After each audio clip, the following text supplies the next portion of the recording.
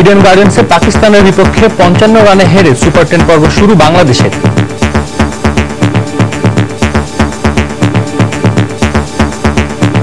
টি-20তে দ্বিতীয় অলরাউন্ডার হিসেবে 50 উইকেট ও 1000 রানের মাইল ফলক স্পর্শ করলেন সাকিব আল হাসান।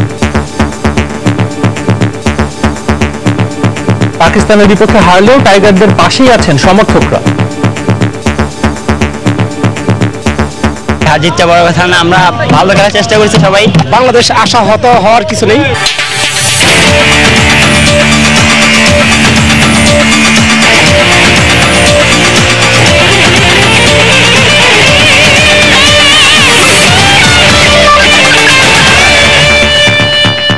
মাঠ ও মাঠের বাইরের খেলাধুলার নানা উত্তাপ ছড়ানো সবশেষ খবর জানাতে আমাদের নিয়মিত আয়োজন খেলার সময়, আর এই আয়োজন আপনাদের সবাইকে স্বাগত জানাচ্ছি আমি সাজিদ মুস্তাহিদ।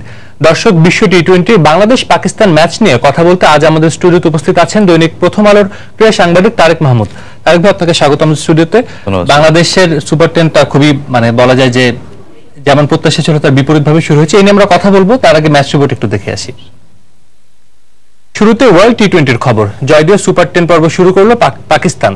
কলকাতার ইডেন গার্ডেন্সে বাংলাদেশকে 55 রানে হারিয়েছে আফ্রিদির দল। টস জিতে আগে ব্যাট করে শাহজাদ, হাফিজ ও আফ্রিদির ব্যাটিং ঝড়ে 5 উইকেটে 201 রান করে পাকিস্তান। জবাবে নির্ধারিত 20 ওভারে 7 উইকেট 146 রানে থামে টাইগারদের ইনিংস। অলরাউন্ড পারফরমেন্সের জন্য ম্যাচ সেরা হয়েছেন পাকিস্তান অধিনায়ক শহীদ আফ্রিদি। কলকাতা থেকে হুমায়ুন কবির রোজের ম্যাচ রিপোর্ট। ঐতিহ্যবাহী ইডেন গার্ডেন্সে ইতিহাস রচনা করা হলো না বাংলাদেশের। পাকিস্তানের বিপক্ষে গেল কমাসে অপ্রতিরোধ্য হয়ে ওঠা বাংলাদেশকে তাই থামতে হলো সুপার 10-এর প্রথম ম্যাচে 55 রানে হেরে।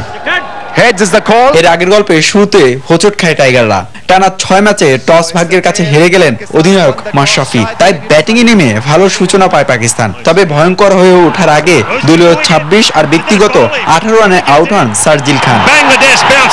সেই ধাক্কা বেশ ভালোভাবেই সামাল দেন শেহজাদ ও মোহাম্মদ হাফিজ। বাংলাদেশের বোলারদের দুর্বলতার সুযোগে এই জুটিতে আসে 95 রান। শেহজাদ 54 ও হাফিজ 64 রানে আউট হবার পর ইডেনের উইকেটের চারপাশে রানের পাগলা ঘোড়া ছোটান বুম বুম আফ্রিদি। সমান 4 বাউন্ডারি আর ওভার বাউন্ডারিতে 19 বলে 49 রানে আফ্রিদি ক্যামিও থামান তাসকিন আহমেদ।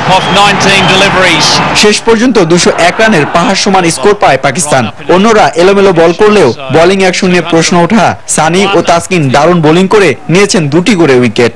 2013 সালে ঢাকায় নিউজিল্যান্ডে দেওয়া 204 রানের টার্গেটের জবাবে বাংলাদেশ ফাইট করেও হারে 14 রানে। তাই এত রান তাড়া করে জয়ের রেকর্ড নেই টাইগারদের। ইতিহাস গড়ে ম্যাচ জিততে হলে ওভার প্রতি চায় 10 রান করে। চাপটা নিতে পারেননি সৌম্য সরকার, ফিরেছেন শূন্য হাতে। এরপর স্বপ্নের ফানুস উড়াচ্ছিলেন তামিম ও সাব্বির, কিন্তু দিনটা যে ছিল আফ্রিদির। 25 রান করা সাব্বির আর আসরের সর্বোচ্চ রান সংগ্রাহক তামিমকে 24 রানে আউট করে ম্যাচ থেকে ছিটকে ফেলেন বাংলাদেশকে। ডিপেন্ডেবল মাহমুদুল্লাহ পারেননি। এরপর রান রেট বেড়েছে হু হু করে, কিন্তু দুই অভিজ্ঞ সাকিব ও মুশফিক চেষ্টা করে বাংলাদেশকে লড়াইয়ে ফেরাতে পারেননি। মুশফিক 18 রানে ফিরে যাবার পর মোহাম্মদ মিঠুনও টিকেননি বেশিক্ষণ। ব্যাটিংয়ে বাংলাদেশের একমাত্র প্রাপ্তি সাকিবের 50, আর শেষটায় মাশরাফির 9 বলে 15 রান হারের ব্যবধান কমিয়েছে মাত্র।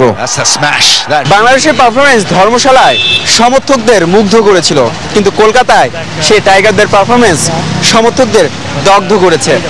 সুপার 10 থেকে সেমিফাইনালে যেতে যে স্বপ্ন বুনছিল বাংলাদেশের ক্রিকেট পিয়াসীরা, পাকিস্তানের বিপক্ষে এমন হারে তা কিন্তু অনেক কঠিন হয়ে পড়ল। কলকাতার ইডেন গার্ডেন্স থেকে হুমায়ুন কবির রোজ, সময় সংবাদ, ভারত। পরিকল্পনা অনুযায়ী মাঠে খেলতে না পারায় বড় ব্যবধানে হারতে হয়েছে বাংলাদেশকে। ম্যাচ শেষে এমনটাই জানান টাইগার অধিনায়ক মাশরাফি বিন মুর্তজা। এছাড়া পাকিস্তানের দুর্দান্ত বোলিং অ্যাটাকের বিপক্ষে 200-র বেশি রান তাড়া করাটাও বেশ